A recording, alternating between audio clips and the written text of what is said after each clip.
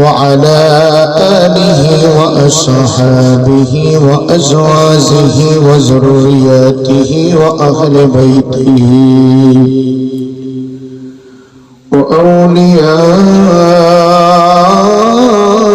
وأولياء ملته والناس أجمعين الذي أرسله بالحق بشيرا ونذيرا وداعيا إلى الله بإذنه وسراجا منيرا أما بعد فقد قال الله تعالى في كلامه المجيد والفرقانه الحميد أعوذ بالله من الشيطان الرجيم بسم الله الرحمن الرحيم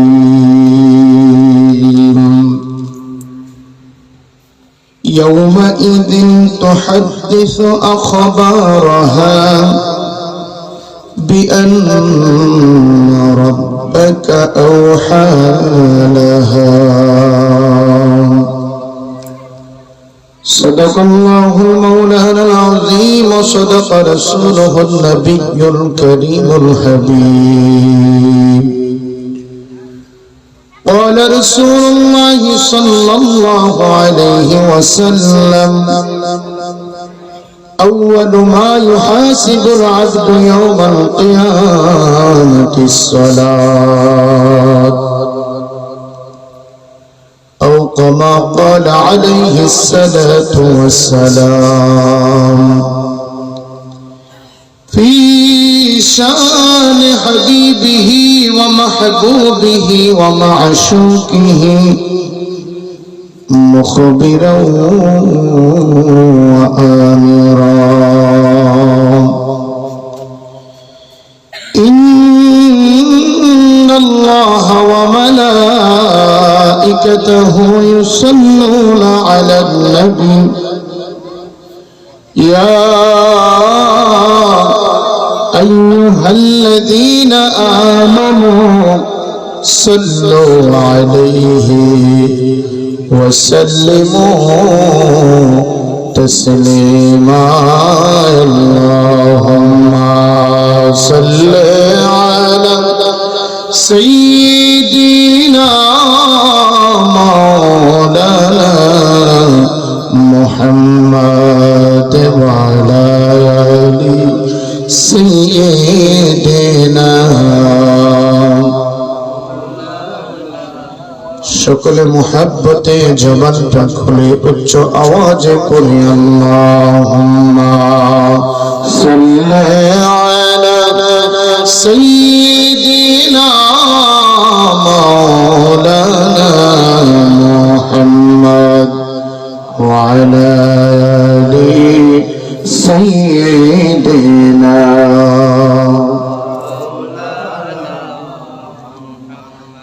বাড়ি বাড়ি কররে মন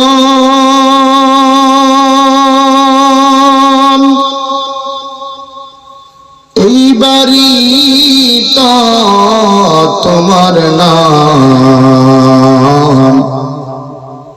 এমন ঘরে শুইবি রে মন কবর যাহার ঠিকানা আল্লাহুম্মা সাল্লি আলা সাইয়্যিদিনা মাওলানা মুহাম্মদ ওয়া আলা আলি সাইয়্যিদিনা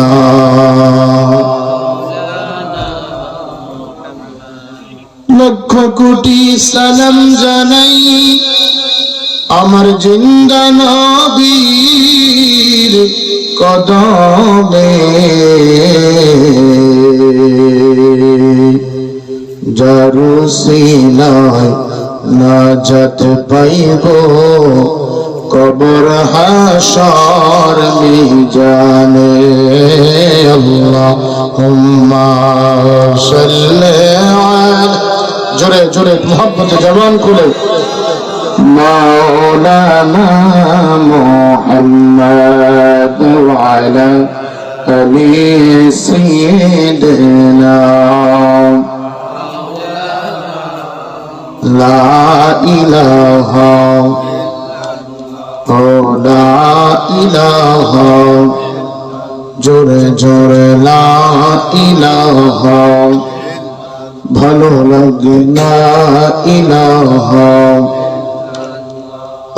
লা ইলাহা ইব্রাহিম বলেন কাল্লা নমরুদ বলে তারে আগুনে ফালা আল্লাহ বলেন জিবরাইল আল্লাহ বলেন জিবরাইল খুলে দাও জান্নাতেরি তালা লা ইলাহা জোরে জোরে লা ইলাহা আরো জোরে লা ইলাহা حسبي ربي جل الله ما في قلبي غير الله نور محمد صلى الله نور محمد صلى الله لا إله إلا الله لا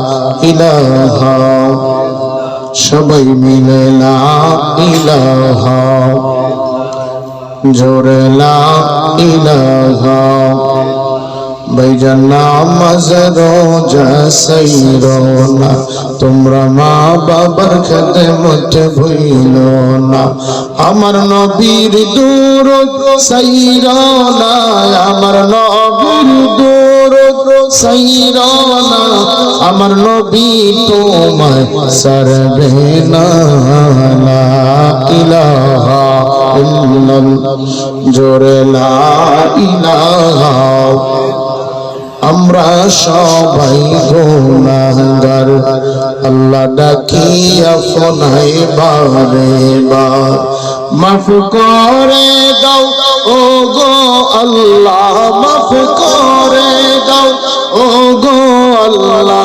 দয়াল নবীর ওসিলায় লা ইলাহা সবাই মিলে লা ইলাহা জোরে জোরে লা ইলাহা লা ইলাহা ইল্লাল্লাহ মুহাম্মাদুর রাসূলুল্লাহ সাল্লাল্লাহু আলাইহি ওয়াসাল্লাম আসুন আল্লাহর দরবারে হাত উঠায় দেয় আল্লাহুম্মা আমিন الحمدلله رب العالمين والصلاة والسلام على سيد الأنبياء والمرسلين ربنا ظلمنا أنفسنا وإن لم تغفر لنا وترحمنا لنكونن من الخاسرين اللهم رب ارحمهما كما ربياني صغيرا করো জোরে নত শিরে উঠায়া দুই হাত তোমারি দরবারে আল্লাহ করি মুনাজাত বিপদে পড়িলে আল্লাহ উদ্ধার কইরা দিও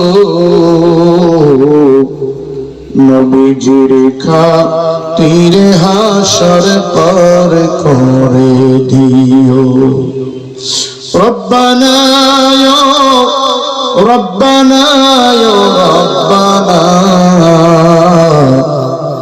মাফ করে দাও জীবনের সব গুনাহ কত গুনাহ করছি মাবুদ জীবনে মাফ করে দাও আল্লাহ তোমার নিজ গুণে তুমি যদি মাফ না করো বান্দারে বলো তোমার বান্দা যাবে কার কাছে এত ডাকা ডাকি মাবুদ শোনো না না জানি গো করিয়াছি কি গুনাহ করছি আর তো গুনাহ করব না মাফ করে দাও ও গো আল্লাহ রাব্বানা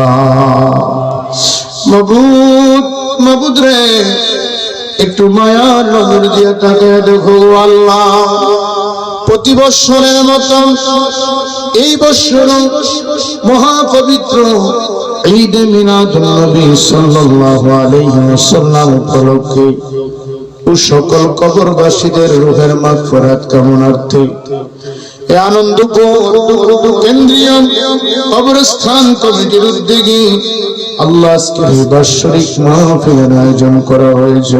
আল্লাহ এশার নামাজ আদায় করে তোমার আদরের বান্দাদেরকে লইয়া জান্নাতের বাগানে আসামির মতো তুমি মনিবের আসমানে দুখান হাত উঠাইয়া দিলা। জানি না রে আল্লাহ কে জানি আমার মতো আব্বারে মাটি দিয়া হাত উঠাইছে রে আল্লাহ, কে জানি মা দুঃখিনীর মাটি দিয়া হাত উঠাইছে গো আল্লাহ, কার জানি মাও নাই বাবাও নাই রে আল্লাহ।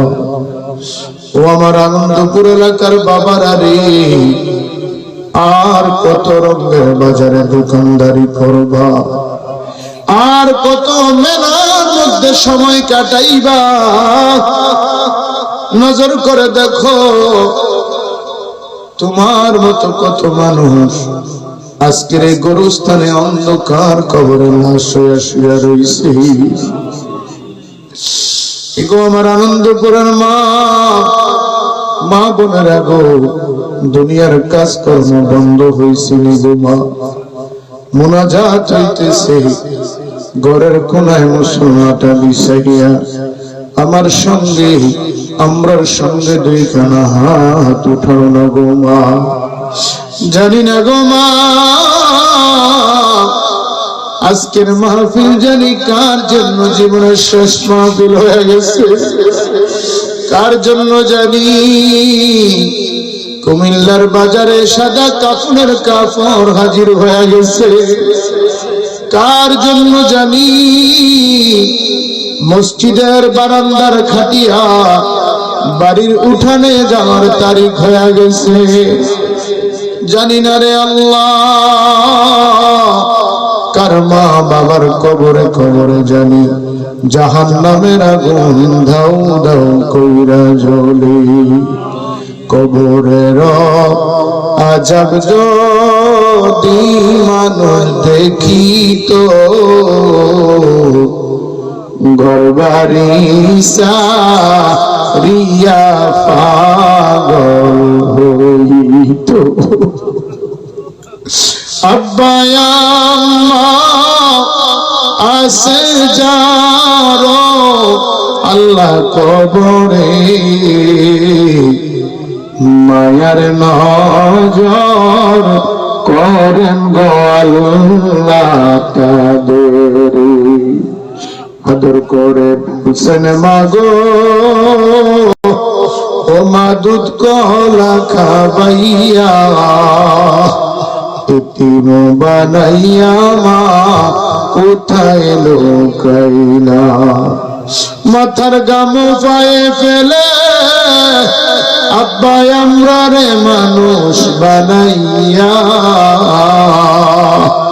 এতিম বানাইয়া রে আব্বা কোথায় লুকাইলা। আল্লাহ রাব্বুল আলামিন আজকের মুনাজাতে আমার সঙ্গে যারা হাত উঠাইল, আমার বাবার মতো বাবারা, ভাইয়ের মতো বন্ধুরা, কচি গাছা মাসুম বাচ্চারা হাত উঠাই নিছে রে আল্লাহ। যার হাত তুমি মনিবের দরবারে পছন্দ হয়ে গেছে গো আল্লাহ, ওই হাতকে জড়িয়ে করে আজকের এই মাহফিল তুমি কবুল আর মঞ্জুর করে নাও। আল্লাহ আনন্দপুর কেন্দ্রীয় কবরস্থানে কত শত শত মানুষেরা ঘুমায় গেছে গো আল্লাহ। যারা এরকম এক সময় মাহফিলে বসতো, রাস্তা দিয়ে হাঁটতো, দোকানে চা পান খাইতো, আল্লাহ অট্টালিকায় ঘুমাইতো, ওই মানুষগুলি চিরতরে 3.5 হাত বাড়ির প্যাসেঞ্জার হয়ে গেছে রে আল্লাহ। রব্বুল কারীম আমাদের মা বাবার জীবনের গুনাহ খাতাগুলি মাফ করে দাও। আজকের মাইকের আওয়াজ যত দূর যায় আল্লাহ দুর্লভপুর, আনন্দপুর, লক্ষ্মীপুর সহ আশেপাশের গ্রামে যত গোরস্থান আছে গো আল্লাহ, প্রত্যেকের কবরের আযাব তুমি মাফ করে দাও। টাকা দিয়া, পয়সা দিয়া, শ্রম দিয়া, বুদ্ধি দিয়া, পরামর্শ দিয়া আল্লাহ এই মাহফিল যারা সাজাইলো, বিশেষ করে আমার ভাই আবু হাসান ভান্ডারী সাহেব, আল্লাহ আমার ভাই অধ্যক্ষ আবু বকর সহ অত্র এলাকার মসজিদের খতিব সাহেব, ইমাম সাহেব, মুসল্লি বাবারা সহ যারা এই মাহফিলের জন্য সর্বাত্মক সহযোগিতা করলো, প্রত্যেকের জীবনের গুনাহ খাতাগুলি মাফ করে দাও। প্রত্যেকের স্বাস্থ্যকে সুস্থ করে দাও, সন্তানাদির উপর রহমত নাজিল করে দাও। আল্লাহ আনন্দপুরের আমার মা বোনদেরকে রাবে মুসলিম মতো অলি বানায়া দাও। আল্লাহ এই মাহফিল থেকে কিয়ামত পর্যন্ত দায়েম ও কায়েম করে দাও। আল্লাহ উলামায়ে কেরামের জবান থেকে এমন কিছু কথা বের করে দিও যেগুলি শোনার পরে আমার বাবারা যেন আমলে জিন্দেগি সুন্দর করতে পারে তৌফিক দান করে দিও গো আল্লাহ। আল্লাহ সভাপতি সাহেব, আমার ভাই হাসান ভান্ডারী সাহেব অসুস্থ, আল্লাহ দুনিয়ার ডাক্তারের চিকিৎসা যেখানে শেষ, আপনার চিকিৎসা শুরু হয়ে যাও। আল্লাহ আপনার কুদরতি ঔষধ দিয়া আবুল হাসান ভাই সহ আল্লাহ প্রত্যেকের আপনি শাফা নসিব করে দিয়েন। আল্লাহ যে হাতগুলি আজকে মাহফিলে উঠা দিল, এই হাতগুলি দিয়া আপনার খানায় কাবা ধরার আগে আগে আপনি মরণের ডাক দিয়েন না গো আল্লাহ। কাপড়ের কাপড় পরার আগে হিরামের কাপড় পরায়া দিও আল্লাহ। ঘুমের ঘরে কত কিছু স্বপ্নে দেখি, যেই নবীর স্বপ্নে দেখলে জাহান্নামের আগুন হারাম, ওই নবীরে না দেখাইয়া মরণ দিও না। মরণের জবানে মধুর কলমাটা প্রত্যেকের ভাগ্যে নসিব কইরা দিও, লা ইলাহা ইল্লাল্লাহ মুহাম্মাদুর রাসূলুল্লাহ সাল্লাল্লাহু আলাইহি ওয়াসাল্লাম। আল্লাহুম্মা সাল্লি আলা মুহাম্মাদ, আল্লাহুম্মা সাল্লি আলা মুহাম্মাদ ওয়া আলা আলি সাইয়্যিদিনা। আজরাইল আছে সামনে দাঁড়ায়া, কখন জানি প্রাণটা নিবে কারিয়া। আল্লাহুম্মা সাল্লি আলা মুহাম্মাদ ওয়া আলা আলি সাইয়্যিদিনা। সবাই মোহাব্বতের আওয়াজে বলি আলহামদুলিল্লাহ। আরেকটু মোহাব্বতে ইমানি কণ্ঠে আরেকবার পড়ি আলহামদুলিল্লাহ। মুআজ্জাজ সদর মুহতারাম ওয়াজিবুল ইহতিরাম উপস্থিত, আনন্দপুর কেন্দ্রীয় কবরস্থান বাৎসরিক মাহফিল আয়োজন কমিটির উদ্যোগে মহাপবিত্র ঈদ মিলাদুন নবী সাল্লাল্লাহু আলাইহি ওয়াসাল্লাম ও কবরবাসীদের রূহের মাগফিরাত কামনায় চতুর্থ বার্ষিক আজিমুস শান ইসালে সওয়াব ও মিলাদ মাহফিলের সম্মানিত মান্যবর সভাপতি বীর মুক্তিযোদ্ধা জনাব মোহাম্মদ আবুল হাশেম ভান্ডারী সাহেব, সভাপতি আনন্দপুর কেন্দ্রীয় কবরস্থান বাৎসরিক মাহফিল আয়োজন কমিটি, আজকের মাহফিলের প্রধান বক্তা আমার অত্যন্ত শ্রদ্ধাভাজন প্রিয় মানুষ, আন্তর্জাতিক খ্যাতি সম্পন্ন বক্তা, সুমধুর কোকিল কণ্ঠের অধিকারী হযরত মাওলানা গোলাম মাওলা ফারুকী মাদ্দাজিল্লাহুল আলী খতিব, মলিখিল কেন্দ্রীয় জামি মসজিদ দাউদকান্দি কুমিল্লা, বাদে মাগরিব তালিম ও তাকরীর পেশ করেছেন আমার অত্যন্ত শ্রদ্ধাভাজন পিতৃতুল্য, আমার বাবার যিনি ছোট কাল থেকেই ঘনিষ্ঠ বন্ধু, বাবা চলে গেছেন যাদেরকে দেখলে বাবার কথা স্মরণ হয়, হযরত মাওলানা আব্দুল আলিম ভূঁইয়া সাহেব, ইমাম ও খতিব, লক্ষ্মীপুর মুহুরীপাড়া বাইতুস সালাম জামি মসজিদ, হযরত মাওলানা মোহাম্মদ মিজানুর রহমান সহকারী মৌলভী ভুট্টো শ্রীপুর ইসলামিয়া দাখিল মাদ্রাসা, মঞ্চে উপস্থিত আছেন আমার অত্যন্ত প্রিয় মানুষ উস্তাজুল উলামা হযরত মাওলানা মোহাম্মদ সানাউল্লাহ সাহেব সহকারী মৌলভী ভুট্টো শ্রীপুর ইসলামিয়া দাখিল মাদ্রাসা, উপস্থিত আছেন আনন্দপুর সাবরা জামে মসজিদের সম্মানিত খতিব মুকাররম হযরতুল আল্লামা মুহতারাম মাওলানা গোলাম মুস্তাফা সাহেব সহ মঞ্চে উপস্থিত আছেন দিগার হযরত উলামায়ে কেরাম। আমার সামনে বসা আছেন অত্র এলাকার গ্রাম মহল্লা থেকে আগত আজকের এই মাহফিলকে সফল ও সুন্দর করার জন্য আল্লাহ প্রেমিক, নবী প্রেমিক, ওলি প্রেমিক, দেশ প্রেমিক আমার প্রিয় মুসল্লি বাবারা, ভাইয়েরা, বন্ধুরা, পর্দার অন্তরালে মা এবং বোনেরা, সকলের প্রতি আবারও সালাম, আসসালামু আলাইকুম ওয়া রাহমাতুল্লাহি ওয়া বারাকাতুহু। আল্লাহ রাব্বুল আলামিন মহান, মহিয়ান, গরিয়ান, সর্বশক্তিমান আল্লাহ, যিনি খালিক, যিনি মালিক, যিনি সত্তার, যিনি রাজ্জাক, যিনি যুল জালালি ওয়াল ইকরাম, মহান রব্বে কারীমের দরবারে অবনত চিত্তে, একাগ্র চিত্তে শুকর ও সুজুদ জ্ঞাপন করছি যে আল্লাহ রাব্বুল আলামিন আজকের এই বরকতময় দিন শেষে রাতের গভীর অন্ধকারের শুরুতেই সালাতুল আসরের নামাজের পরে আমাকে আপনাকে আল্লাহ পাক এই এলাকার এই মহল্লার এই গ্রামের অসংখ্য মানুষ থেকে যাচাই বাছাই করে আল্লাহর মনোনীত বান্দা হিসেবে নির্বাচিত করে রাস্তাঘাটে রাখেন নাই, দোকানপাটে বসান নাই, বাড়ি ঘরে ল্যাপ কম্বলের নিচে শোয়ান নাই।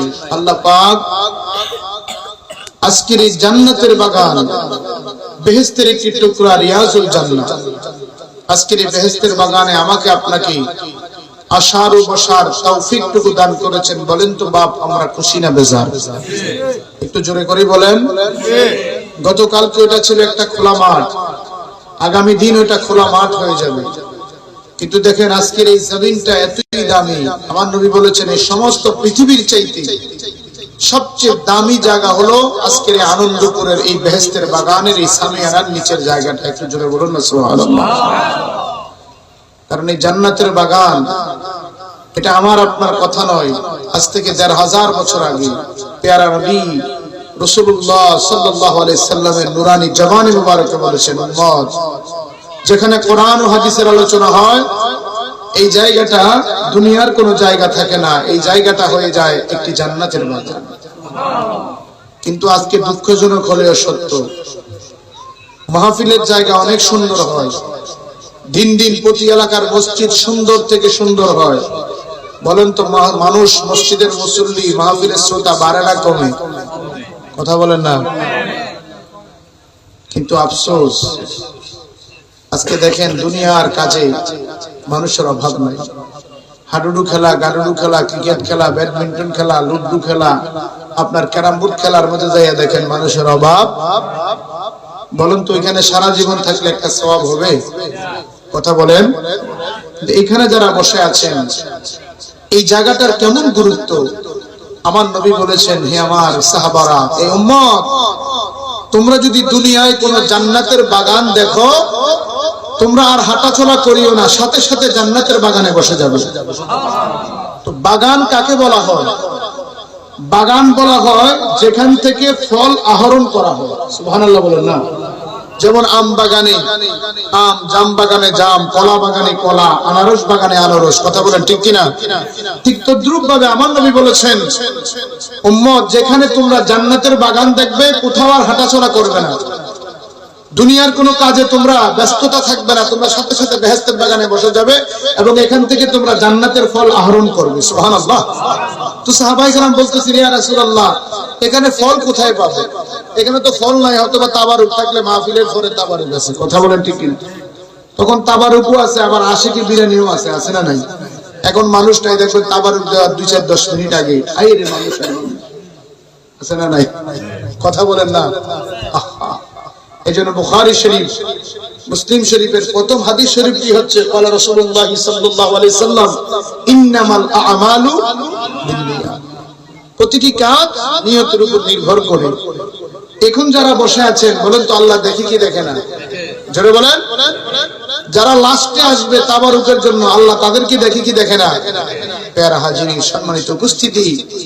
তো সাহাবায়ে কেরাম বলতেছে, ইয়া রাসূলুল্লাহ, তো আমরা তো আম বাগানে গেলে, খেজুর বাগানে গেলে খেজুর পাই, এখন আপনি বলতেছেন বেহেশতের বাগানে গেলে ফল খাওয়ার জন্য, বেহেশতের বাগানের ফল কি? প্যারা নবী বলেন, তোমরা বেহেশতের বাগানে বৈশা যখন কোরআনের কথা শুনবে, আমি নবীর হাদিসের কথা শুনবে, তখন মাঝে মধ্যে সুবহানাল্লাহ বলবে, আলহামদুলিল্লাহ বলবে, আল্লাহু আকবার বলবে। এটাই হলো তোমার জন্য জান্নাতের ফল আহরণ করা। একটু জোরে বলুন না সুবহানাল্লাহ। আপনি দেখেন ফলগুলা কত দামি। আমার নবী বলেছেন, কেউ যদি একবার, জোরে বলুন কয়বার? আরো জোরে বলুন কয়বার? একবার যদি কেউ বলে সুবহানাল্লাহ, আল্লাহর নবী বলেন, বলা মাত্রই আসমান জমিনের এই মধ্যখানে যতটুকু জায়গা খালি আছে, গ্যাপ আছে, ফাঁক আছে, আল্লাহ পাক তার বান্দার নেক দ্বারা ভরপুর করে দেয়। আমার নবী বলেন, কেউ যদি বেহেশতের বাগানে বসে একবার আলহামদুলিল্লাহ বললো, আলহামদুলিল্লাহ বলতে 8টা হরফ প্রয়োজন। জোরে বলুন কয়টা? আলহামদুলিল্লাহটা বলতে 8টা হরফ লাগে। আমার নবী বলতেছেন, হ্যাঁ আমার উম্মতেরা, তোমরা যদি আমার আল্লাহর প্রশংসা করতে যাইয়া জবান থেকে যদি একবার আলহামদুলিল্লাহটা বের করে দাও, আলহামদুলিল্লাহ বলো, বলতে দেরি হবে। আমার আল্লাহ বলেন, বন্ধুগো, আপনার উম্মতের জন্য আমি আল্লাহ 8টা জান্নাতের দরজা খুলতে দেরি করব না। আমার নবীজি একদিন রাস্তা দিয়ে যায়, হঠাৎ করে দেখলেন রাস্তার এক পাশে কোরআন হাদিসের আলোচনা হচ্ছে, আরেক পাশে কিছু লোক নামাজ, নফল নামাজ আদায় করতেছে। প্যারা নবী রাস্তা দিয়ে যায়, এক জায়গার মধ্যে রাস্তার এক পাশে দেখলেন ওয়াজ মাহফিলের মতো এমন আলোচনা হচ্ছে, আরেক জায়গায় নামাজ ইবাদত হচ্ছে, নফল নামাজের জন্য প্রস্তুতি হচ্ছে, নামাজ হবে। আল্লাহর নবী দাঁড়িয়ে গেলেন, একবার নামাজের দিকে দেখলেন, আবার এই মাহফিলের দিকে, অর্থাৎ কোরআন হাদিসের আলোচনার দিকে দেখলেন। আমার নবী নফল নামাজের দিকে না যাইয়া আল্লাহর নবী কোরআন হাদিসের আলোচনার দিকে চলে গেলেন। একবার আওয়াজ করে বলা যাবে কি মারহাবা? আল্লাহর নবী কোরআন হাদিসের আলোচনার মজলিসের মধ্যে বসে গেলেন। সাহাবায়ে কেরাম বললেন, ইয়া রাসূলুল্লাহ, ইয়া হাবিবাল্লাহ, নবীজি আমার, আপনি তো ইচ্ছা করলে নামাজে যেতে পারতেন, নবী গো, আপনি কেন নামাজের মজলিসে না যাইয়া কোরআন হাদিসের আলোচনার মজলিসে গেলেন? আল্লাহর নবী বলেন, এরে সাহাবায়ে কেরাম, আমার কাছে জিবরাইল এসে খবর দিয়ে দিল, যেখানে কোরআন হাদিসের আলোচনা হয় ওই জায়গাটা দুনিয়ার কোন জায়গা থাকে না, ওই জায়গাটা জান্নাতের বাগান হয়ে যায়। কিসের বাগান? তাহলে আমার নবীর কাছে এই জায়গাটার গুরুত্ব আছে না নাই? এই কথা বলার আছে না নাই? কেন গুরুত্ব? কারণ আল্লাহ রাব্বুল আলামিন আমাকে আপনাকে পৃথিবীর জমিনে পাঠিয়েছেন। মানুষ গুমরাহ হবে, পথভ্রষ্ট হবে, মানুষ আল্লাহর পথ থেকে দূরে চলে যাবে। এটা কি আমার আল্লাহ জানতো না বাবা? এই কথা বলেন না, আল্লাহ জানে না? আমার আপনার মনের খবর জানে কি জানে না? তো আল্লাহ তো জানতেন কিছু মানুষ পথভ্রষ্ট হয়ে যাবে। এজন্য আল্লাহ কোরআনে কারীমে প্রথম দিয়ে বলে দিয়েছেন, খাতামাল্লাহু আলা কুলুবিহিম ওয়া আলা সামইহিম ওয়া আলা আবসারিহিম গিশাওয়া। হাবিব, আপনি যতই আবু জাহেলের কাছে আরো সুন্দর করে কইল, লাভ লাভ কেন হবে না? আমি আল্লাহ তার কলবের মধ্যে মোহর মেরে দিয়েছি, সিল মেরে দিয়েছি, পাথর মেরে দিয়েছি, তার কানকে আমি আল্লাহ বধির করে দিয়েছি। আপনি বলতে পারবেন কোন লাভ? জোরে বলেন হবে? এই যে আপনারা যারা আসছেন, কি মাহফিল কমিটি কি বাড়িতে যাইয়ে 500 টাকা নোট দিছে? কথা বলেন, কেন আসছেন? আসার কারণ হচ্ছে কোরআন ও হাদিস থেকে কথা শুনবেন, উলামায়ে কেরামের জবান থেকে কথা শুনবেন, জান্নাতের বাগানে বসবেন। একটু জোরে বলুন না সুবহানাল্লাহ। এই জান্নাতের বাগানে বসবেন, আল্লাহ জানে যে আমার বান্দারা দুনিয়াতে গিয়ে পথভ্রষ্ট হবে। এজন্য আল্লাহ বলেন, এমন একটি গ্রন্থ তোমাদের মাঝে দিয়ে দিলাম যেটার একমাত্র উদ্দেশ্য হলো হুদাল্লিল মুত্তাকিন। এটা একমাত্র মুত্তাকিদের জন্য হলো পথ প্রদর্শক। একটু জোরে বলুন না সুবহানাল্লাহ। কিন্তু আজকে দেখেন কোরআনের মাঠ খালি, আজকে কোরআনের ময়দান খালি, আজকে মাহফিলের মাঠ খালি, আজকে মসজিদ সুন্দর হচ্ছে, দিন দিন মুসল্লি কমে যাচ্ছে। কথা বলেন না? বহু মসজিদ আমাদের কুমিল্লাতেও আছে, ইমাম সাহেব আজান দিয়ে নিজে ইমামতি করে, নিজে মুক্তাদি হয়, নিজে একামত দেয়, নিজে মুয়াজ্জিন, নিজে আজান দিয়ে নামাজ পড়ে। আছে না? কথা বলেন আছে না? কিন্তু রাত্র 3টার সময় যদি বুক ব্যথা শুরু হয়, তখন কিন্তু ঠিকই হসপিটালে যায়। কথা বলেন না?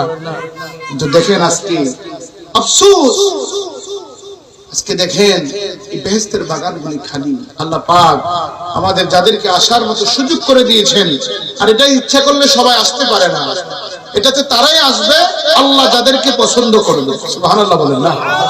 এই মাহফিলে আসতে হলে পছন্দনীয় হতে হবে কার? সকলে জবান খুলে বলুন, কার পছন্দনীয় হতে হবে? আল্লাহর পছন্দনীয় হতে হবে। কারণ আল্লাহ মানুষের চেহারার দিকে তাকায় না। আল্লাহ দেখে না যে সানাউল্লাহ হুজুরের চেহারা কেমন, আল্লাহ দেখে না যে মুস্তাফা হুজুরের চেহারা কেমন, আল্লাহ দেখে না বক্তা শ্রোতার চেহারা কেমন।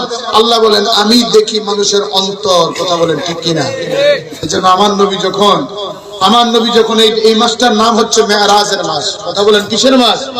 পবিত্র রজবের চাঁদ, মেরাজের মাস। এই মাসে আল্লাহ পাক তার প্যারা হাবিবকে আল্লাহর বাড়িতে দাওয়াত দিয়েছেন, আল্লাহর বাড়ির মেহমান বানিয়েছেন। একটু জোরে বলুন না সুবহানাল্লাহ। আল্লাহ নবী যখন জান্নাতে গেলেন, জান্নাতে একজনের জুতার আওয়াজ শুনতে পাইলেন। সুবহানাল্লাহ বলেন না? তা আমার নবী বলতেছে, জিবরাইল, জান্নাতে একটা জুতার আওয়াজ শোনা যায়, এটা কার পায়ের আওয়াজ? জিবরাইল দেখে বলে, ইয়া রাসূলুল্লাহ, ইয়া হাবিবাল্লাহ, নবীজি, এই জান্নাতের মধ্যে আপনি যার জুতার আওয়াজ শুনেন, তিনি অন্য কেউ না, ইয়া রাসূলুল্লাহ, ইয়া হাবিবাল্লাহ, নবী গো, তিনি হইলেন আপনার সাহাবীদের মধ্যে সবচাইতে কালো সাহাবী। সুবহানাল্লাহ। হুজুর, আপনার সাহাবীদের মধ্যে সবচাইতে গরীব, সবচাইতে কুসরি, সবচাইতে কালো। ইয়া রাসূলুল্লাহ, তিনি অন্য কেউ না, তিনি হইল আপনার বেলাল। নবীজি আমার দেখে বলে, রে জিবরাইল, কেন বেলালের জুতার আওয়াজ শোনা যায়? ইয়া রাসূলুল্লাহ, বেলাল ছিল আপনার এমন পাগল, বেলাল ছিল আপনি নবীর এমন আশিক, বেলাল ছিল আমার আল্লাহর এমন সচ্চা বান্দা, যেই বান্দা দুনিয়ার জমিনে আল্লাহর দ্বীন ধর্মের জন্য, আল্লাহর ইসলামের জন্য, আপনি নবীর ভালোবাসার জন্য এত কষ্ট সহ্য করেছি। পৃথিবীর জমিনে অন্য কোন সাহাবী বেলালের মতো এত কষ্ট করতে পারে নাই।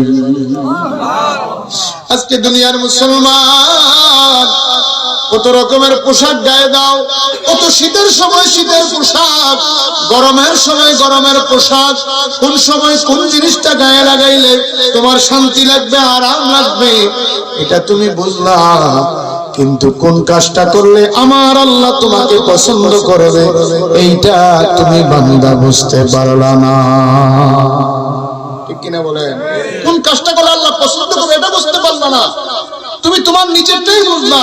আসলে বলেন তো, আমি আপনি কে? আমার মালিক কে? আমি নিজে না আল্লাহ? আমার আপনার মালিক কে?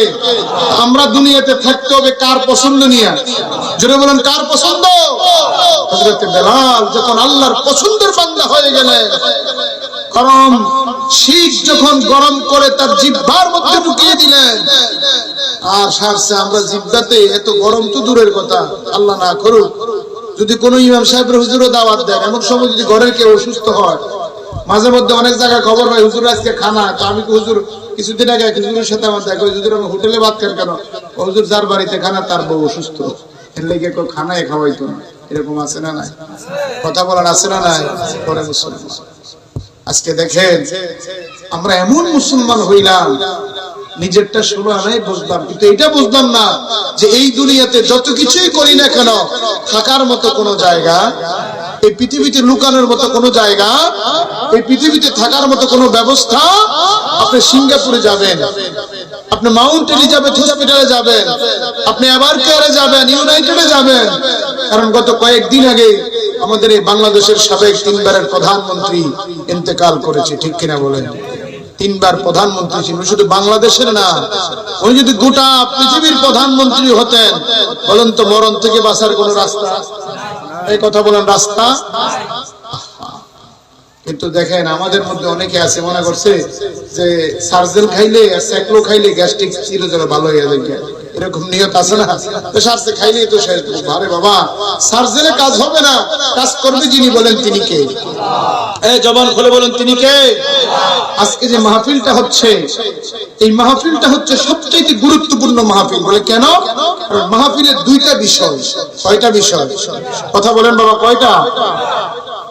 একটা হচ্ছে ঈদ মিলাদুন নবী সাল্লাল্লাহু আলাইহি সাল্লাম, আমার নবীজির ঈদ মিলাদুন নবী, যেই নবীকে সৃষ্টি না করলে লাউলা কালামা খালাকতুল আফলাক। আল্লাহ হাদিসে কুদসির মধ্যে বলেন আমি কোনো কিছুই সৃষ্টি করতাম না আমার নবীকে যদি আল্লাহ না বানাইতেন। যেই নবী শুধু আমার আপনার নবী না, আল্লাহ বলেন এই মেরাজের রজনীতে বাইতুল মুকাদ্দাসে নিয়ে 1,24,000 নবীদের মুসল্লি বানাইয়া আমি আমার হাবিবকে ইমাম বানাইয়া নবীর ইজ্জত বাড়াই দিলাম, ইমামুল মুরসালিন। একটু জোরে বলুন না সুবহানাল্লাহ। আমার নবী আসছে সব নবীর শেষে, সব নবী, কিন্তু সব নবীর চাইতে গোটা সৃষ্টি জগতের মধ্যে আল্লাহ বলেন আমার নবীর মতো দামি আল্লাহর আর কোন সৃষ্টি। আর আসতে বলেন, আর একটু আসতে বলেন, আমার নবীর মতো এরকম দামি আর পৃথিবীতে অন্য কোনো কিছু আছে? তাহলে আমরা দামি নবীর উম্মত। নবীটা যেমন দামি, নবীর উম্মত দামি, কিন্তু আমরা এমন দামি হইলাম, মাশাআল্লাহ সুদের ব্যবসা এমন বাড়াইছি, 1 লাখ এখন 30,000।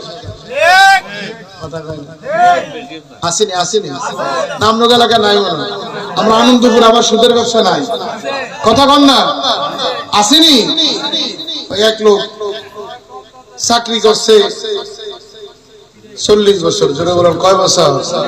তো চাকরি করার পরে যখন সরকারি চাকরি করে, চাকরি করে কি পেনশন আইয়ে পড়ে না, রিটায়ার প্রাপ্ত হয়ে গেছে, এখন চা দোকানে বইয়া মই মুরব্বী যারা খাইলে খাই দোকানদারের কথা চা দাও, এই চা দাও, দৈনিক 15-20 কাপ নিজেও খায়, মানুষেরও খাওয়ায়। তো ফোলা হয় দেয় আমাদের ফোলা কিন্তু সালাক, কথা কোন সালাক না? 3 বছরের ফোলা হন যেটা জানে, আমরা 15 বছর এটা জানছি না। তো ফোলা হয় না, দাদা আপনি যে সবাই একেবারে ঘর বাদ্দা চা খাওয়াইতেছেন, তো আপনি দি কামাই নাই, আপনি দি রিটায়ার হয়ে গেছে, পেনশনে আইছেন, অন্ধর আপনার বেতন টেতন নাই, খাবান কেমনে? কোনা মোটামুটি চলি গো, কেমনি লাইরে চাইলে কেমনে চলে, কেমনে চলে বুঝলাম না। যেরি ভাইছিল ওই দিলে এমনি দিলে এরপরে বারে বাড়লে তুই খাবা। আসেনি আসেনি নাউজুবিল্লাহ, আসতে না জোরে। প্রিয় উপস্থিতি, সম্মানিত হাজিরিন, বলতেছিলাম আমার নবী যেমন দামি, আমার নবীর উম্মত দামি না কম দামি? আরো জোরে বলেন, একটু জবান খুলে বলেন কেমন দামি? আল্লাহ রাব্বুল আলামিন বলে হাবিব আমি আল্লাহ 1,24,000 নবী রাসূল দুনিয়ার জমিনে পাঠাইলাম। সমস্ত নবীরা মাসুম, আদম নবী থেকে ঈসা নবী পর্যন্ত কোন নবীর গুনাহ, যারা বলেন গুনাহ, নবীদের গুনাহ আছে? আল্লাহ বলে দিলেন আন-নবী মাসুমুল হাবিব, আপনি বলে দিন সমস্ত নবীরা মাসুম, তাদের কোনো গুনাহ নাই, হাসরের ময়দানেও তাদের কোনো হিসাব হবে না।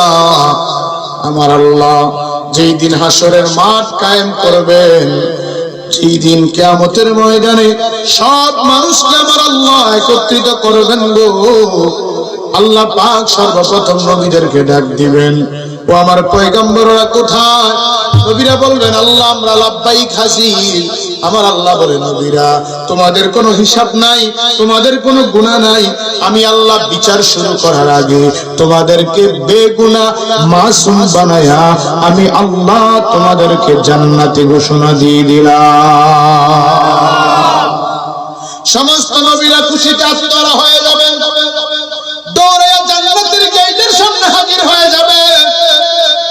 জান্নাতের দরজাটা হবে গ্লাস সিস্টেম, অর্থাৎ বাহির থেকে ভিতরের দৃশ্য দেখা যায়। সুবহানাল্লাহ বলেন না, বাহির থেকে ভিতরের দৃশ্য দেখা যায়। সমস্ত নবীরা চলে যাবে দৌড়ে জান্নাতের দরজার সামনে, রেদওয়ান ফেরেশতা বসে থাকবে। ওই